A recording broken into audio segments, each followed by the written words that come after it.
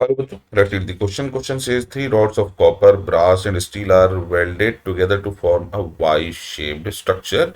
Area of cross section of each rod is 4 centimeter square. End of copper rod is maintained at 100 degrees Celsius, whereas end of brass and steel are kept at 0 degrees Celsius. Lengths of copper, brass, and steel rods are 46, 13, and 12 centimeter respectively. The rods are thermally insulated from the surrounding except at ends. Thermal conductivity of copper, brass, and steel are 0.92, 0.26, and 0.12 in CGS units respectively. Rate of heat flow through copper rod is. तो suppose ये हमारी copper rod है और ये हमारी हो गई दो डिफरेंट रॉड्स। इसको हमने माना है 100 डिग्री सेल्सियस पर, ये है 0 डिग्री सेल्सियस पर, ये भी 0 डिग्री सेल्सियस पर। अब हमें मालूम है यहाँ जो भी थर्मल ट्रांसफर होगा that will go into these two conductors. तो हम मान सकते हैं ये क्योंकि 0 0 पर हैं तो ये बेसिकली एक तरीके से सीरीज और दो पैरेलल का नेटवर्क आ गया।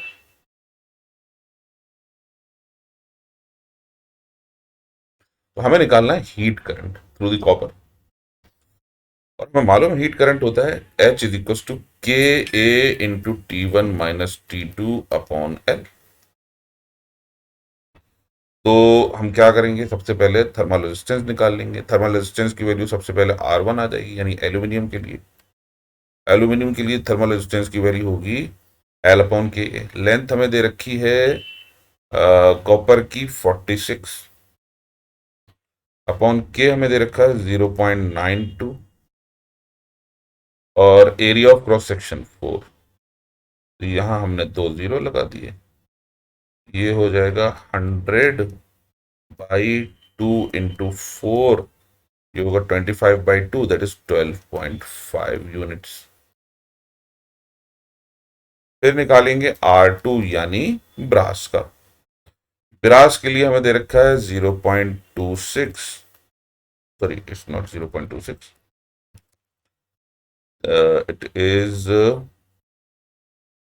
Length is 13 divided by 0.26 into 4, यहाँ भी दो जीरो। तो ये हो जाएगा 100/2 into 4, that is also equal to 12.5 units. इसी तरह R3 हो जाएगा। R3 इज इक्वल टू, ये कितना होगा, लेंथ हमें दे रखी है 12 डिवाइडेड बाई 0.12 इंटू 4, तो ये तो हो गया 100/4 यानी 25 यूनिट्स।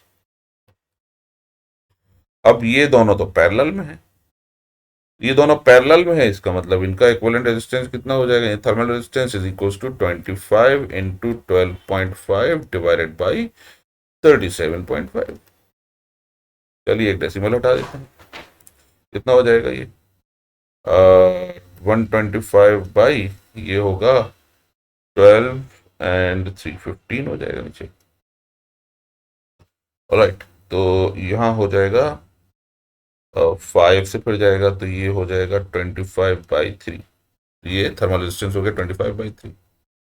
25/3 के साथ सीरीज में हमारा जो इफेक्टिव फिर हो जाएगा ये होगा 25/2 plus 25/3 which is equal to 6। ये हो जाएगा 75 plus 50, that is equal to 125/6। यानी जो हीट फ्लो होगी पर सेकेंड, ये फ्लो होगी H is equal to T1 minus T2, that is 100, यानी 100 डिग्री सेल्सियस, यानी 100 - 0 डिवाइडेड बाई 125 इंटू 6।